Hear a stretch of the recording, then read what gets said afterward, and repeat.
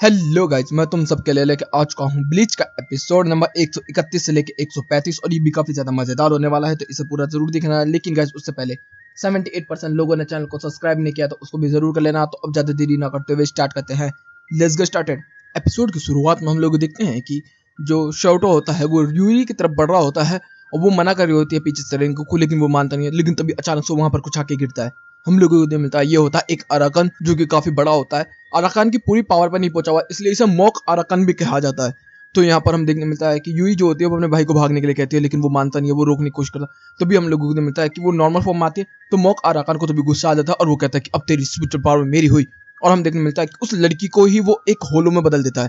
यहाँ पर वो जो होलो होता है वो अटैक करना स्टार्ट कर देता है। रेनगोकू जो होती है वो शोटो को यहाँ पर बचाती है और कहती है कि मेरे पीछे रहियो। वो पीछे कर लेती है। हम देखते हैं कि मोक अराकान हमला करता है रेनगोकू पर और रेनगोकू सिंगल हैंडली उसे रोक लेती है। तभी वो कहता है कि ये कैसे। तभी वो बताते हैं कि मैं ल्यूटेन टू स्कोर 10 की। तो कहते कि ओह एक ल्यूटेन, तो अब तो आएगा मजा, तेरी भी स्पिरिचुअल पावर खा जाऊंगा। दोनों के बीच में हवा में ऊपर बैटल स्टार्ट हो चुकी होती है, जिसके अंदर हम लोगों को देखने मिलता है कि मोक अराकान काफी बुरी तरीके से पिट रहा होता है। लेकिन तभी रेनगोकू का ध्यान भटक जाता है और उसके ऊपर हमला हो जाता है, क्योंकि शोटो को बचाने के चक्कर में। तभी यहाँ पर कैप्टन हिसुगाया भी आ जाते हैं और हमला करना स्टार्ट कर देते हैं अपने हुजी मारू से। और यहाँ पर मोक अराकान को कह रहा होता है कि तू कौन है, तो वो बताता है कि मैं कैप्टन 10 हिसुगाया हूँ स्क्वाड 10 से। तो वो कहते हैं कि ओह एक कैप्टन, अब तो और भी ज्यादा मजा आएगा आपकी पावर खाने में। तो वो कह रहा था कि अच्छा तुझे लग रहा है। तो भी यहाँ पर कैप्टन 10 जो होते हैं वो कह रहे होते कि अब तुझे खत्म करना पड़ेगा। तभी शोटो कह रहा होता कि अगर तुम मुझसे खत्म करोगे तो मेरी बहन भी खत्म हो जाएगी। तो वो कहता है कि हाँ हो जाएगी। तभी यहाँ पर अराकान जो होता है वो भागना स्टार्ट कर देता है। यहाँ पर हिसुगा उसके पीछे जाता है, लेकिन वो आसमान में गायब हो जाता है और वो एक सब स्पेस में जा चुका है। तो वो यहाँ पर कह रहा होता है कि तुम यहाँ पर मुझे अटैक नहीं कर सकते और मैं अपने क्लोन से पूरे के पूरे देश को तबाह कर सकता हूँ। तो अब तुम तैयार हो जाओ देश को तबाह करवाने के लिए। और ऐसे ही करता वो बहुत सारे क्लोनों को पूरे देश के अंदर इधर उधर फैलाना स्टार्ट कर देता है। इधर में इकाको और यूमी भी आ जाते हैं। तो कैप्टन 10 जो होते हैं वो कहते हैं कि तुम दोनों इनसे फाइट करो, मैं इसको देखता हूँ। इधर से हम देखते हैं रिसर्च एंड डेवलप टीम जो होती है वो कह रही होती है कि वो अराकान जो है वो सब स्पेस में घुस चुका है, उसको टेक करना काफी ज्यादा मुश्किल है। लेकिन हमें एक पैटर्न देखने के लिए मिल रहा है कि जितने भी जो क्लॉन्स है वो एक सर्टन एरिया से आगे नहीं जा पा रहे। इसका मतलब वो कहीं एक पोजीशन में खड़े होकर इन सबसे कांटेक्ट कर रहा है। अगर वो आगे पीछे हुए तो नहीं हो पाएगा। इतने में रेनगोकू जो होती है वो शोटो को यहाँ पर समझा रही होती है कि तेरी बहन जो है वो मर के वापस सोल सोसाइटी चली जाएगी और रिबॉर्न हो जाएगी, तो तुझे टेंशन लेने की बिल्कुल भी जरूरत नहीं है इस चीज के लिए। अगर नहीं करेगा तो वो काफी ज्यादा मुसीबत में आ जाएगी। तो वो कहता है कि ठीक है मैं तैयार हूँ इस चीज के लिए। सीन बदलता हम देखें इकाको और यूमी जो होते हैं वो क्लोन से फाइट करने में लगे होते हैं और काफी सारे क्लोन होते हैं। हम देखते हैं उरारा का शॉप पे भी आ जाते हैं। तो यहाँ पर रेंजी जो होता है अपने सोल रिपर फॉर्म में आ जाता है और हमला करना स्टार्ट कर देता है। इधर से हम लोग देखते हैं कि रिसर्च एंड डेवलप टीम को उसका लोकेशन मिल चुका होता है। तो यहाँ पर बताते हैं काराकोरा टाउन के बीच में जो रिवर जा रही है उसके वहां पर है वो। तो वहां पर बताया जाता है कि ठीक है वहीं पे उसका स्पेस खोलेगा ना, हम लोग उसी पर हमला करेंगे। तो कहता है कि वैसे स्पेस खोला कैसे जाएगा। तो कहता है कि देख मैं कर कैसा हूँ। और कैप्टन 10 जो होते हैं वो अपने होजी मारू का इस्तेमाल करके यहाँ पर जितना भी पानी होता है आसमान में उड़ाना स्टार्ट कर देते हैं और उसके अंदर स्पिरिचुअल पावर डालना स्टार्ट कर देते हैं, क्योंकि वो ज्यादा लोकेशन तक फैल सकता है पानी। तो यहाँ पर वो जितनी भी लोकेशन में उसका पानी फैलेगा उतनी लोकेशन तक वो स्पिरिचुअल करंट दे सकता है, जिसकी वजह से बाहर आ जाए। तो रेंजी भी इस चीज को देख रहा होता है और कहता है ये तो कैप्टन हिसुगाया है। और हिसुगाया ये चिप्स करता ही रहता है, लगातार करता रहता। लेकिन इधर से हम लोग को देखने मिलता है कि जो वो अराकान होता है वो फिर भी बाहर नहीं आ रहा होता। यहाँ पर तभी हम देखते हैं फिसल की आवाज आनी स्टार्ट हो जाती है।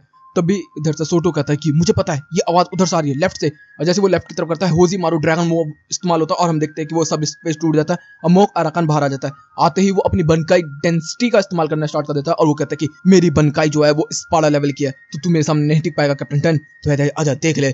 और हम देखने मिलता है दोनों का टकराव होता है और इधर से उसकी बनकाई की जो पूंछ होती है वो टूट चुके होते हैं और वो कह रहा है अपना आपको एस्पाडा लेवल का, मतलब ग्रीम जो के लेवल का, बेवकूफ कहीं का। हाँ जैसे ही वो जमीन में जाता है हम लोगों को मिलता है वो पानी के पास आ जाता है, तो उसको चारों तरफ से बर्फ घिरना स्टार्ट कर देती है और उसको जमा देती है। तो भी रेनगोकू जो होती है वो सोटो को कहते हैं कि चल मेरे साथ, अब इसको बरी कर दे अपनी बहन को। तो वो कहते हैं ठीक है। और हम लोगों को देखने मिलता है कि वो सीधा तलवार लेकर उसके सर में घुसेड़ देते हैं, जिससे कि वो बंदा खत्म हो जाता है और जितनी भी सोल होती हैं वो सब वापस सोल सोसाइटी की तरफ जाना स्टार्ट कर देती है। और हम देखते हैं कि जितने भी डुप्लीकेट्स होते हैं, कॉपीज होती हैं, सब की सब गायब होने स्टार्ट हो जाती है अराकान की। रेनगोकू तभी इसे सब देख रही होती है और तभी शोटो जो होता है वो जमीन खोद के वही जो बजाने वाली विसल है उसको निकाल लेता है। और फिर यहाँ पर रेनगोकू जो होती है वो कह रही होती है कि तुम्हारी बहन अच्छी जगह चली गई, तुम्हें टेंशन लेने की बिल्कुल भी जरूरत नहीं है। तो कहता है क्या तुम मुझ पे भी कौन सा वो करके मुझे भी भेज सकते हो, मैं अपनी बहन से मिलना चाहता हूँ। तो कहता है कि जरूर तू भी रिबॉर्न होगा। और कौन सा करके उसको भेज दिया जाता है सोल सोसाइटी। और यहीं पे एपिसोड भी खत्म होता है। अब शुरू होता है नेक्स्ट एपिसोड। एपिसोड की शुरुआत में देखने को मिलता है कारिन जो होती है वो यहाँ से चलती हुई जा रही होती है और वो अपने भाई इचुगो के बारे में सोच रही होती है। और उसे इतना गुस्सा आ रहा होता है कि वो किक मार रही होती है फुटबॉल को और किक करते करते एक फुटबॉल दूर जाके गिर जाती है।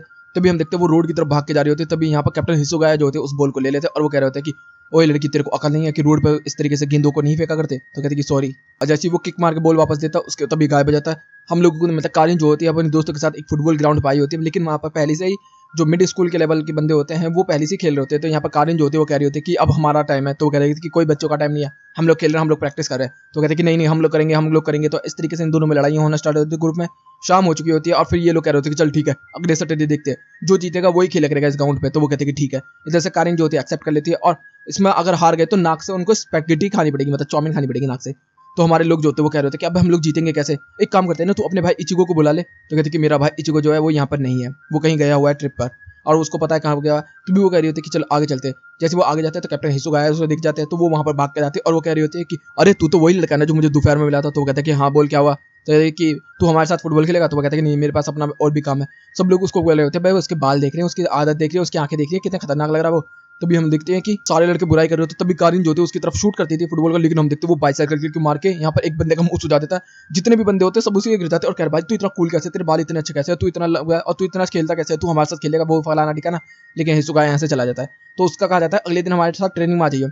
हम लोग देखते हैं कि वो सब ट्रेनिंग में आए होते हैं लेकिन हिसुगा नहीं आया होता। तो कारिन जो होती है वो कह रही होती है कि ठीक है तुम लोग ट्रेनिंग करो मैं ढूंढती हूँ। कारिन जो होती है वो भाग के वहीं पे पहुंचती है जहाँ पे पिछली बार मिले थे। फिर वहाँ पर उसको पूछती है कि तू ट्रेनिंग के लिए क्यों नहीं आया। तो उसने बोला कि मैंने तेरे को बोला था कि मैं आऊँगा। तो वो कहती है कि तू यहाँ पर क्यों मिला मुझे अभी। तो कहते हैं कि क्योंकि यहाँ पर नज़ारा बहुत अच्छा होता है और कुछ ऐसा लगता है जैसे कि मेरी मेमोरीज वापस आ गई। तो कहते हैं मेमोरीज ऐसे कितने साल का है तू। तो कहते हैं कि कुछ नहीं। तभी होलो देता है वो उधर की तरफ भाग, तभी कारिन उसको रोकती है और कहती है कि वहाँ पर खतरा है तू वहाँ मत जा। तो कहते हैं कि मुझे जाना होगा और कारिन उसका ध्यान नहीं दे पाती। सीन बदलता हम लोगों को देखने मिलता है हिसुगा जो होता है इन लोगों को ट्रेनिंग करता हुआ देख रहा होता है। तभी यहाँ पर रेनगो को आ जाती है और वो कह रहा होता है कि अच्छा इस लड़की को देख रहा है क्या, लिविंग वर्ल्ड में एक लड़की पसंद आ गई क्या आपको। लेकिन नहीं ऐसा कुछ भी नहीं है। मैच का दिन आ चुका होता है, हम देखते हैं कि दोनों टीमें आ चुकी होती है, अभी हिसुगा यहाँ पर आया नहीं होता। खेल शुरू होता है, हम देखते हैं कि कारिन काफी अच्छे तरीके से यहाँ पर मूव्स करती हुई फुटबॉल को डिलीवर करते हुए लेके जा रही होती है। लेकिन तभी हम देखते हैं यहाँ पर स्लाइड अटैक हो जाता है जिससे कि उसके घुटने में चोट आ जाती है। और फिर हम देखते हैं कि जो अडल्ट टीम होती है वो लगातार यहाँ पर गोल पे गोल शूट करना स्टार्ट कर देती है और लगभग 4 गोल शूट कर देती है।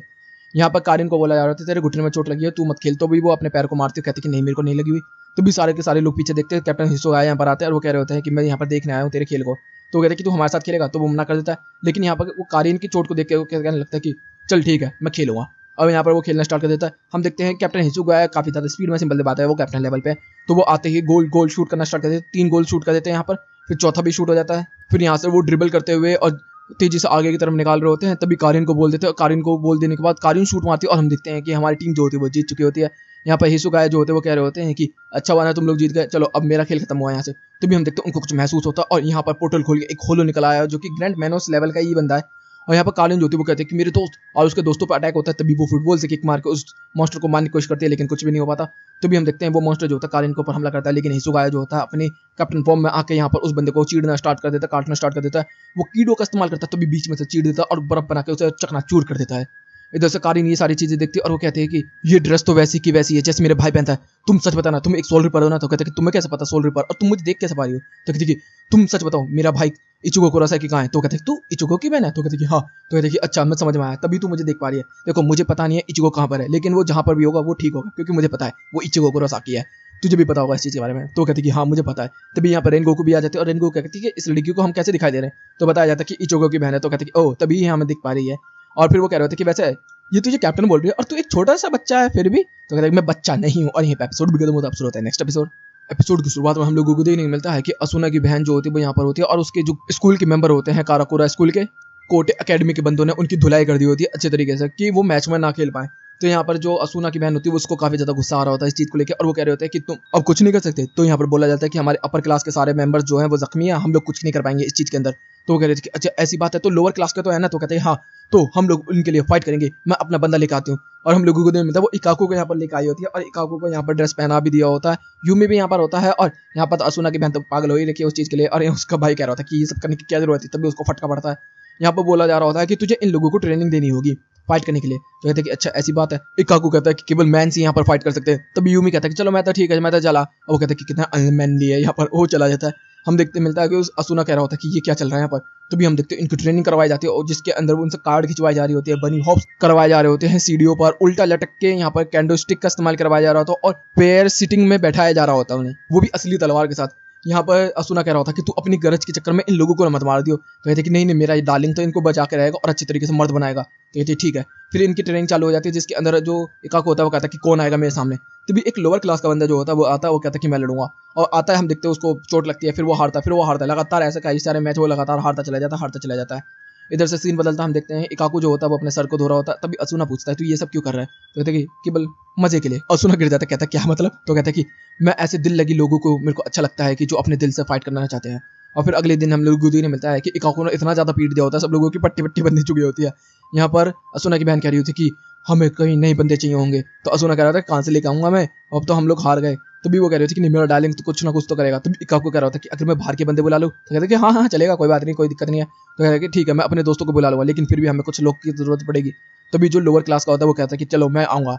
हम लोगों को मिलता है कि यूमी और रिंगुकू से इस चीज के लिए पूछा जा रहा होता है, लेकिन यहाँ पर बोला जाता है कि अबे हमें 5 बंदे चाहिए, अभी तो हम 4 ही हुए हैं। तो कहते हैं कि नहीं हम लोग हो जाएंगे 5। इकाकू यहाँ पर बोलता है कि यूमी और रिंगुकू आएंगे, तो वो मना कर देते हैं। तो कहता है कि क्यों? वो कहते हैं कि नहीं हम लोग नहीं करने। तो कहते हैं क्यों? क्योंकि इसमें से गैर में से बदबू आती है, और सच में काफी ज्यादा गंदी बदबू आ रही होती है। तो अब यहाँ पर 2 बंदे निकल चुके हैं, अब इकाकू और लोअर क्लास यही है। तो यहाँ पर वो कह रहे होते हैं कि हमें 3 बंदे कहाँ से मिलेंगे? तो इकाकू कह रहा था कि अगर तुझे फाइट करनी है तो 3 बंदे क्या, हम लोग अकेले भी फाइट कर सकते हैं, तो तू तैयार हो जा, मैं 3 बंदों को ले आऊंगा, बस तू फाइट के लिए तैयार रहे। सीन बदलता हम लोगों को दिन मिलता है, दिन आ चुका होता है मैच का, जिसके अंदर कैप्टन हिसुगाया को यहाँ पर गियर पहना दिया होता है, और उसको पहले यहाँ पर चॉकलेट दिए जा रहे होते हैं, फिर खिलौने दिए जा रहे होते हैं, फिर बैग्स दिए जा रहे होते हैं, और उनको कहा जा रहा होता है कि ये तुम्हारे लिए रिश्वत है। तो कहते कि नहीं। फिर उसको ग्रेड स्कूल का बोला जा रहा होता है, तो वो उसको गुस्सा आना स्टार्ट हो जाता है कि मुझे बच्चा समझ रहा है, मैं तुझे इकाकू नहीं छोड़ूंगा। तो कहते कि ठीक है। तो भी यहाँ पर रेंजी भी आ जाता है, वो कह रहा होता है कि मैं यहाँ पर फाइट करने के लिए आया हूँ। तो कहते हैं क्यों? तो कहते हैं कि उराराका ने मेरे को और चैड को बोला था यहाँ पर आने के लिए, क्योंकि तुम्हारे स्कूल के अंदर कोई खतरनाक प्रॉब्लम हो गई है, इसलिए मैं आया हूँ। और ये क्या प्रॉब्लम है? तो वो कहता है कि वैसे चैड कहाँ है? तो कहता है कि चैड ने बोला कि वो रिश्वत नहीं लेता। तो कहते हैं कि क्या मतलब है, हमें एक और बंदे की जरूरत है। रिंगो को बोला जाता है, लेकिन वो मना करने लगती है। तभी वो असुना को देखता है, वो कहता है कि तू आएगा। तो कहता है कि मेरे को फाइट करना नहीं आता। तो कहता है कि हम 3 फाइट जीतेंगे, तू चुपचाप बैठा रही हो। तो कहते हैं ठीक है। मैच शुरू हो चुका होता है, जिसके अंदर हम देखते हैं 5 बंदे यहाँ पर आ चुके होते हैं। सबसे पहली फाइट जो होती है वो कैप्टन हिसुगाया की होती है, जिसके अंदर 1 सेकंड के अंदर वो फाइट खत्म हो जाती है। कैप्टन हिसुगाया यहाँ पर जीत चुके होते हैं और गुस्सा भी कर रहे होते हैं। दूसरी फाइट हम लोग देखते हैं कि रिंजी के बीच में होती है, जिसके अंदर रिंजी भी जीत चुका था। 2 फाइट हम लोग जीत चुके होते हैं। फिर तीसरी फाइट के अंदर असुना को भेजा जाता है, जिसके अंदर असुना जो होता है वो इधर उधर करने लगता है, जिसकी वजह से असुना को लग जाता है और असुना हार जाता है। चौथी फाइट में वो लोअर क्लास आ जाता है। जैसे ही वो आता है तभी हम देखने मिलता है कि यहाँ पर एक होलो आ जाता है, जिसकी वजह से हमारे जितने भी लोग होते हैं सब भाग जाते हैं, और इकाकू को भी बोला जाता है। तभी इकाकू जो होता है वो लोअर क्लास से बोलता है कि तू जम के फाइट करियो, टेंशन मत लियो, मैं जिता दूंगा। और वो भी यहाँ पर निकल जाता है अपनी गिगाई को छोड़ के। यहाँ पर सबकी गिगाई अजीब अजीब सी होती है। यहाँ पर हम लोग देखते हैं लोअर क्लास की फाइट आ जाती है। दूसरी तरफ हम लोग देखते हैं ग्रैंड मोंटो आ चुका होता है। यहाँ पर रिंजी और इकाकू जो होते हैं अपनी बनकाई और सेकाई का इस्तेमाल करके यहाँ पर जल्दी जल्दी ग्रैंड मैन उसको हरा देते हैं। फिर इकाकू कहता है कि मुझे जल्दी जाना होगा, और वो जल्दी भागना स्टार्ट कर देता है। हम लोग देखते हैं असुना जो होता है वो यहाँ पर चेयर कर रहा होता है, और लोअर क्लास जो होता है वो फाइट कर रहा होता है, और वो कह रहा होता है कि बेशक मुझे पता है कि यहाँ पर इकाकू जीत जाएगा, लेकिन फिर भी मुझे फाइट करनी होगी अपने पूरे दम तक, मैं हार नहीं मान सकता किसी भी कीमत पर। और यहाँ पर फाइट चली होती है तभी वो देखने मिलता है कि वो एक ओपनिंग मिलते ही सीधा अटैक कर देता है, और तब तक इकाकू वगैरह भी आ जाते हैं। लेकिन हमारा कारोकर जो स्कूल होता है वो जीत चुका होता है। लोअर क्लास की काफी ज्यादा तारीफ की जाती है। फिर यहाँ पे इकाकू कहता है कि ओए रेफरी मेरी बारी है। तो वो कहता है कि अबे तुम लोग जीत तो गए। तो कहता है कि नहीं मुझे अपनी बारी चाहिए। तो कहता है कि नहीं। तो भी हम देखने मिलता है वो बंदों को पीटना स्टार्ट कर देता है। फिर यहाँ पर जो असुना की बहन होती है वो कहती है कि ये मेरा पुराना बॉयफ्रेंड था, इसकी वजह से इसने मुझे डिच किया, तो इसको मार। तो कहते हैं अच्छा सारे बंदों को मारो, और कैप्टन वैप्टन सबको पीटना स्टार्ट कर देता है वो। और पता क्या चलता है कि जो असुना की बहन का जो पुराना बॉयफ्रेंड था वो भी गंजा था, इस वजह से शायद इकाकू उसे पसंद आया। और यहीं पे एपिसोड भी खत्म होता है। अब शुरू होता है नेक्स्ट एपिसोड की शुरुआत में देखने के लिए मिलता है कि कैप्टन मयूरी को यहाँ पर बुलाया होता है, और यहाँ पर कैप्टन यामामोटो ने उसको एक मिशन दिया होता है। तो यहाँ पर बताया जा रहा होता है कि रिसर्च एंड डेवलप के अंदर एक बंदे को किसी को भी लिविंग वर्ल्ड के अंदर जाना होगा, और वहाँ पर कुछ मिशन दिए गए हैं, उसको कंप्लीट करना होगा। तो यहाँ पर एक बंदा जो होता है अपना हाथ उठाता है, जिसका नाम होता है सुबाकुरा, लेकिन हम इसे सुबा बोलेंगे। सब लोग कह रहे होते हैं कि अबे तेरे को तो बाहर जाना पसंद ही नहीं है। तो कहते हैं कि कोई बात नहीं, मैं जाना चाहूंगा इस बार। तो कहते हैं कि ठीक है ले मोलसोल ले जा। तो कहते थैंक यू। हम देखते हैं वो लिविंग वर्ल्ड के दरवाजे पर आने लगता है, और वो कह रहा होता है कि स्क्वाड 4 का भी एक बंदा आने वाला था ना, पता नहीं कहाँ रह गया वो। तभी हमें पता चलता है वो हंतारो होता है, और हंतारो उससे मिलकर काफी खुश होता है। फिर हम देखने में वो लिविंग वर्ल्ड में आ जाते हैं, जिसके अंदर वो उराराका शॉप पे आते हैं। तो वो कह रहे थे कि इस शॉप पे क्यों? तो यहाँ पे कहते हैं काफी अच्छी कैंडीज, और ये काफी मदद भी करते हैं, और उसको काफी अच्छी अच्छी कैंडीज भी मिलती है। फिर हम देखते हैं उराराका से वो मिलते हैं, यहाँ पे बातचीत होती है, जिसके अंदर बताया जा रहा होता है कि आजकल काफी सारे यहाँ पर होलोज आने स्टार्ट हो चुके हैं, मैं इसी चीज के लिए रिसर्च करने के लिए आया हूँ। तो यहाँ पे बताया जाता है यूमी की तरफ से कि मुझे यहाँ क्यों बुलाया। तो यहाँ पर उराराका बोलता है कि सारे के सारे लोग बाकी काम में लगे हुए हैं, और तू ही फ्री था, इस वजह से तेरे को बुलाया गया। तो कहते हैं अच्छा। और यहाँ पर रिसर्च करने के लिए बुलाया गया था अराकान्स के, जहाँ पर अराकान्स पहली बार आए थे। तो वहाँ पर वो रिसर्च देख रहा होता है वहाँ की फ्रिक्वेंसी वगैरह, उनकी शिकाई वगैरह और बनकाई के बारे में। फिर वो दूसरी जगह जा रहे होते हैं, जिसके अंदर हम लोगों को देखने के लिए मिलता है कि सुबह जो होता है वो एक शॉप में घुस जाता है अपनी गिगाई बॉडी के बिना। तो कहते हैं ये कैसे हुआ? तो यहाँ पर वो बताता है कि ये मशीन है जो मेरी आत्मा को एक गिगाई की तरह बना देता है, जिससे कि लोगों को मैं दिखाई देने लगता हूँ। तो कहते अच्छा ऐसी बात है। तो अभी हम देखते हैं उस शॉप के अंदर से एक यहाँ पर शेफ निकल आता है, और वो कह रहा था कि तुम लोग मुझे देख सकते हो। तो कहते कि हाँ, और तेरे अभी छाती के अंदर ये चेन लगी हुई है, और तेरी ये चेन जो है वो तेरी शॉप के ऊपर है, तू हमारे साथ चल, मैं तुझे कौन सो करवाएंगे। तो कहते कि नहीं नहीं अभी मुझे कुछ काम करना है। तो कहते क्या मतलब है तेरा? नहीं प्लीज़ मेरी बात सुनो। तो कहता है ठीक है बता, सुना अपनी कहानी। फिर यहाँ पर वो अपनी कहानी बताना स्टार्ट कर देता है, जिसके अंदर वो बताता है कि मैंने शॉप खोली थी और मैं केक बनाना सीखा था और मैं केक बना के अपनी माँ को खिलवाना चाहता था, लेकिन जब मैं शॉप से बाहर निकला था उसी समय मेरा एक्सीडेंट हो गया और मेरी शॉप के सामने ही। उसके बाद मैं अपनी माँ को रोज़ वहाँ पर आता हुआ देखता हूँ। बस मेरी इच्छा है कि मैं उनको केक बना के खिला सकूँ, लेकिन आपको तो पता ही है कि मैं इस काम को कर नहीं सकता क्योंकि अब मैं मर चुका हूँ। तो तुम क्या मेरी मदद कर सकते हो सब लोग? तो यहाँ पर यूमी जो होता है वो कहता है कि अच्छा ऐसी बात है। तो भी हम देखते हैं सुबह कह रही होती है कि हम ज़रूर करेंगे। तो हंतारो भी कहने लगता है, फिर इधर से सारे के सारे लोग तैयार हो जाते हैं।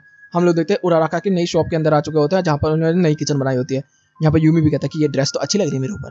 फिर वो लोग खाना बनाना स्टार्ट कर देते हैं, जिसके अंदर काफ़ी सारा ये लोग गलती करते हैं और फिर ये लोग केक बना लेते हैं। तो यहाँ पर कहा जा रहा था कि टेस्ट करके देखो, तो हमारे किसी भी बंदे ने कभी टेस्ट ही नहीं किया और ये भूत खा नहीं सकता। तभी यहाँ पर उरोरो आ जाती है, तो कह रहे होते हैं कि रेंजी और शोडो खा लेंगे, और हम देखने मिलता है वो रेंजी और चैड के पास यहाँ पर लेकर आ जाते हैं और यहाँ पर उनको खिलाते हैं और वो केक बहुत खराब होता है। फिर बनाते फिर खिलाते, फिर बनाते फिर खिलाते, और इस तरीके से रेंजी और चैड तो परेशानी हो जाते हैं और वो छुप जाते हैं। फिर यहाँ पर हम देखते हैं कि वो लोग और सामान लेके आ रहे होते हैं केक के लिए। तभी यहाँ पर वो शेफ भी खड़ा होता है और अपनी माँ के बारे में याद कर रहा होता है, जिस तो यूमी जो होता है वो सारी चीज़ों को देखता है, जिसकी वजह से वो इमोशनल हो जाता है। फिर हम लोग देखने मिलता है वो काफ़ी मेहनत करना स्टार्ट कर देते हैं और केक बना देते हैं, जिसके अंदर फिर वो लोग खाते हैं और जैसे ही वो खाते हैं तो वो काफ़ी ज़्यादा अच्छा बना होता है। फिर वो कह रहे होते हैं कि चलो इनकी माँ को खिलाएं। हम देखते हैं उसकी माँ जो होती है वो फिर से फूल रखने के लिए आती है। यहाँ पर ये तीनों की तीनों केक लेके आ चुके होते हैं और वो कह रहे होते हैं कि हम आपके बेटे के दोस्त हैं और उसने हमें ये केक बनाना सिखाया था, इसलिए हम आपके लिए बना के लेके आए हैं। तो कहते कि अच्छा ऐसी बात है, थैंक यू, लेकिन मैं इसको ले नहीं सकती। तो उसका बेटा कह रहा होता है क्यों, लेकिन वो सुना ही नहीं सकती। वो कहते क्योंकि केक देख के मुझे उसकी याद आती है, और वो यहाँ से जाना स्टार्ट कर देती है। हम देखते हैं वो केक जो होता है वो ज़मीन में गिर जाता है इस गोश्त के द्वारा। तभी वो कहता है कि माँ मैं किसी भी 3 मिनट में तुम्हें खिला कर आऊँगा। तभी हम देखते हैं उसकी पावर जो होती है वो कंट्रोल से बाहर चली जाती है, जिसकी वजह से यहाँ पर ग्रीन मैनोस आ जाता है और यूमी जो होता है अपनी सोल रिपर फॉर्म में आके कीड़ों को काट के यहाँ पर हमला करना स्टार्ट कर देता है। केक के ऊपर हमला होता है, लेकिन केक को बचा लिया जाता है यूमी के द्वारा, और फिर यहाँ पर कहा जा रहा होता है कि जल्दी से रोकना होगा। तभी हम देखते हैं वो शेफ जो होता है अपनी माँ को चेन से बांध के उसको अटैक करना स्टार्ट कर दिया है, मतलब वो पागल होने लगा है, उसकी पावर कंट्रोल से बाहर जाने लगी है। तो भी हंतारो कह रहा होता है कि अगर ऐसी बात है तो ठीक है, मुझे अपनी शिकाई का इस्तेमाल करना होगा, और वो उसकी चेन के ऊपर हमला करता है और हम देखते हैं कि उसकी शिकाई जो होती है अचानक से छोटा ब्लेड बन जाती है और उससे वो पावर को रिलीज कर देता है। फिर यहाँ पर यूमी जो होता है वो उस ग्रेड मैन उसको भी मार देता है। फिर यहाँ पे पूछा जाता है ये तूने कैसे किया, तो ये बताता है कि ये मेरी शिकाई है जो कि पावर को लेती है और फिर निकाल देती है। तो कहते हैं ठीक है। तभी हम लोगों को देखने मिलता है कि वो शेफ अपनी माँ के पास जाता है और कहता है कि माँ आप ठीक तो ना। तभी उसकी माँ खोलती है आंखों, कहते कि बेटा ये तो तू है ना। तो कहते कि तुम मुझे देख सकते हो। तो कहते कि हाँ। तभी हम देखते हैं कि जो कीड़ा होता है जो आत्मा को गिगाई बना सकता है बिना गिगाई के, तो वो उसको देख लेता है। फिर वो कहता है कि माँ ये मैंने केक बनाया है आपके लिए मेरे दोस्तों की मदद से। यूमी यहाँ पर लेकर आता है और हम लोगों को देर मिलता है। उसकी माँ जो होती है खाती है और काफी ज्यादा खुश होती है और कहती है कि बेटा बहुत अच्छा था, और उसकी आत्मा को तृप्ति मिल जाती है। और यहीं पे एपिसोड भी खत्म होता है। अब शुरू होता है नेक्स्ट एपिसोड की शुरुआत में हम रेनिगोकू को देखते हैं जो कि दरवाजा खोल के आती है और कौन उसके नीचे से एंगल देख रहा होता है। तभी उसको पिटाई पड़ती है। फिर वो कह रहा था कि मुझे इतना पीटा क्यों, मेरी गलती थोड़ी ना थी। तो वो फिर उसको पीटते हो कहती कि चल मेरे साथ वरना तेरी बैंड बजा दूंगी। तभी हम लोगों को देखने मिलता है कि एक ब्रिज के ऊपर से एक टेडी गिर जाता है, उसके पीछे पीछे एक लड़की गिर जाती है। तभी यहाँ पर जो रेनगोकू होती है वो कौन को टच करती है अपने हाथ से और उसकी मोल सोल निकाल के उस टेडी के अंदर डाल देती है। और वो कहता है कि अरे मैं तैर नहीं पाऊंगा। तो कहते कि कोशिश कर, और तैर के उस बच्ची को यहाँ पर बचाते हैं। और वो कह रही होती है कि अच्छा वो मैंने तेरी मोल सोल निकाली थी। तभी वो लड़की को होश आता है, वो कह रही होती है कि यहाँ पर तो शीरो ने मुझे बताया ना। तो कहते कि क्या, तो इस टेडी का नाम शीरो होता है। फिर यहाँ पर पुलिस ऑफिसर भी आ जाता है, तो उसके सामने भी ये सेम गवाही दे देती है। फिर रेनगोकू जो होती है वो उसको उसके अंदर ही छोड़ देती है और कौन को नहीं लेकर आती। वो लड़की जो होती है वो कौन को यहाँ पर लेकर आ चुकी होती है और कौन देखता है कि उसका घर काफी बड़ा है। तभी वो लड़की भाग के टॉवल लेकर आती है और हेयर डाई लेकर आती है उसको सुखाने के लिए, और वो इतना ज्यादा गर्म होता है कि जिससे कौन उछल जाता है और वो कहती है ओह मुझे पता था कि तूने मुझे बचाया। बेशक वो पुलिस वाला मेरी बात को नहीं मान रहा था, लेकिन मुझे पता था तू नहीं बचाया। कहते कि हाँ हाँ मैंने ही बचाया। तो फिर वो बात करता है, वो कह रहा होता है कि तेरे मम्मी पापा कहाँ हैं। तो कहते कि तुम्हें याद नहीं है कि मेरे पापा यहाँ पर नहीं रहते, हम मम्मा के साथ रहते हैं। तो कहते कि मेरी याददाश्त खो गई है कि जब मैं उस पर से गिरा था। तो कहते कि अच्छा। फिर वो लड़की अपना नाम भी बताती है मित्सुकी। तो वो कहता है कि हाँ मुझे याद है तेरा नाम। तो कहते कि अच्छा अच्छी बात है। फिर हम लोग को मिलता है, वो उसके साथ खेलने के लिए बोलती है। तो वो यहाँ पर खेलती है, वो टेडी बेडी बना के उसको गंदे गंदे खाना खिलाती है और काफी ज्यादा ये सब होता है। और फिर वो भागने की कोशिश कर रहा होता है। वो कह रही होती है कि तू मुझे छोड़ के जा रहा है। तो कहते कि नहीं। तो कहते हैं कि बाहर चलते हैं ना। तो कहते हैं कि नहीं मुझे बाहर बिल्कुल भी नहीं जाता क्योंकि मेरा कोई भी दोस्त नहीं। और वो इमोशनल हो जाते हैं यहाँ पर, काफी अकेली होती है वो। तो कहते हैं कि अच्छा ऐसी बात है। तो यहाँ पर वो फिर पूछता है कि तेरी माँ बाप अलग क्यों हो गए। तो वो कहता है कि क्योंकि मैं मम्मी पापा के साथ में रहते थे और जो शीरो था वो मेरा एक डॉगी का नाम था। तो कहते हैं कि अच्छा ऐसी बात है। जब मैं वहाँ से मम्मी पापा अलग हो गए तो शीरो का भी एक्सीडेंट हो गया था, इस वजह से मैंने तेरे लिए स्टफ टॉय लिया और तेरा नाम शीरो कर दिया। तो अच्छा अच्छी बात है। कहते कि हाँ मम्मी पापा की लड़ाई की वजह से मैं मम्मा के साथ हमेशा हमेशा के लिए यहाँ पर आ गया और फिर मैंने कभी शीरो को देखी ही नहीं, लेकिन आप तो मेरे साथ रहोगे ना। तो कहते कि हाँ बिल्कुल। तभी कौन कहता है कि चलो एक बार तुम्हारे पापा के घर देखने चलते हैं। तो कहती ठीक है। हम लोगों को देख मिलता है, वो पापा के घर पे यहाँ पर आ चुके होते हैं और यहाँ पर एक बास खड़ा होता है। तो यहाँ पर वो गिर चुका होता है, तभी उसको खड़ा करता है। तभी कौन को कुछ महसूस होता है, कौन कहता है कि यहाँ पर कुछ तो अजीब है। तभी हम लोगों को देखने के लिए मिलता है कि पोल वगैरह गिरना टूट के बिजली के तार वार गिरना स्टार्ट हो चुके हैं। तभी वो कहता है कि हमें घर के अंदर जाना होगा। जैसे वो लोग घर के अंदर आते हैं तभी वो कहते हैं कि ये सब क्या चल रहा है। तो वो कहता है कि एक बुली स्पिरिट जो है वो हम लोगों का पीछा कर रही है। और तभी हम लोगों को देखने मिलता है कि सामने से पोर्टल खुल के यहाँ पर एक होलो निकल के आता है जिसके 2 सर है और एक कुत्ता है वो पूरा का पूरा। तो यहाँ पर वो अटैक करना स्टार्ट कर देता है। यहाँ पर जो शीरो होता है वो कह रहा होता है कि मिसुई तू भी भाग, मैं यहाँ पर इनको संभालता हूँ। और वहाँ पर हम देखने मिलता है वो लोग भाग भाग के इधर उधर निकल रहे होते हैं और वो कुत्ता बार बार उनके ऊपर अटैक कर रहा होता है। तभी कौन जो होता है वो अपने अटैक करना स्टार्ट कर देता है, लेकिन उसकी बॉडी जो है स्टफ टॉय से बनी हुई है, इसका अटैक कुछ काम ही नहीं कर रहे होते। वो यहाँ पर बहुत ज्यादा फाइट करता है, बहुत ज्यादा लड़ता है। हम देखते हैं मिसुई यहाँ पर देख रही होती है, उसको दबा लिया जाता है दांतों के बीच में जबड़े के अंदर भी, लेकिन वो फिर भी हार मानने के लिए तैयार नहीं है। वो लड़ाई फिरता रहता है, करता रहता है। वो कहता है मिसुई भाग जा प्लीज, तेरे को चोट लग जाएगी वरना। और हम देखते हैं उसकी हालत खराब करके उसे कोने में फेंक दिया जाता है। यहाँ पर मिसुई कहती है कि शीरो मुझे बचा, शीरो शीरो शीरो। तभी हम देखते हैं कि एक कुत्ता दूसरे कुत्ते को काट लेता है यहाँ पर, और दोनों के कुत्तों के बीच में लड़ाई हो जाती है। तभी रेनबो आकर इन दोनों को चीर देती है। यहाँ पर हम देखते हैं कौन जो होता है वो देख रहा होता है। तभी वो दो कुत्ते होते हैं, एक शीरो होता है और एक दूसरा जंगली कुत्ता होता है जो कि अटैक कर रहा होता है। तभी वो यहाँ पर मिसुई आती है शीरो के पास और वो कह रही होती है कि शीरो तू ठीक तो है ना। तभी यहाँ पर कौन जो होता है वो कहने लगता है कि मैं असली नहीं हूँ, मैंने अभी असली को देखा, असली जो होता है वो तुझको प्रोटेक्ट करने के लिए यहाँ पर आया था। तो कहते कि सच में? तो कहते कि हाँ सच में, ये तेरे को प्रोटेक्ट करने के लिए आया था। प्लीज अपने माँ बाप को समझा इस तरीके से कि साथ में रह सके। फिर वो कह रहे होते कि ऐसा नहीं हो पाएगा, मैं अकेली हो जाऊंगी। तो कहते कि देख मैं भी हमेशा से अकेला था, लेकिन बाद में धीरे धीरे करके मुझे काफी अच्छे दोस्त मिले। बेशक कुछ पागल हैं, कुछ अजीब है, मेरे को परेशान भी करते हैं, लेकिन वो मेरे दोस्त हैं। मैं असली शीरो नहीं हूँ, मैं नकली शीरो हूँ। तो तुझे भी आगे बढ़ना होगा अपनी जिंदगी में। तो कहते कि ठीक है। और वो आखिरी बार उससे गले मिलती है और वो अपनी आत्मा को निकाल देता है। हम लोगों को देखने को मिलता है पुलिस वगैरह आ चुकी होती है, उसकी माँ भी जो होती है उससे मिल लेती है। कौन जो होता है अपनी असली बॉडी में आ चुका होता है और रिंकू को जो होती है वो कह रही होती है कि तू तो काफी ज्यादा समझदार है। तो कहता है कि लोगों से प्यार करना ही तो मेरा काम है, मैं तेरे से भी तो प्यार करता हूँ। फिर वो यहाँ पर मिसुई को देखता है और कहता है कि मिसुई आगे बढ़ती रहिए प्लीज ऐसे ही। और यहीं पे ये एपिसोड भी खत्म होता है। तो गाइस वीडियो अच्छी लगी तो वीडियो को लाइक कर देना, चैनल को सब्सक्राइब कर देना, कमेंट बॉक्स में अपनी प्यारी प्यारी बातें बढ़ देना। Okay guys bye bye, thank you for watching.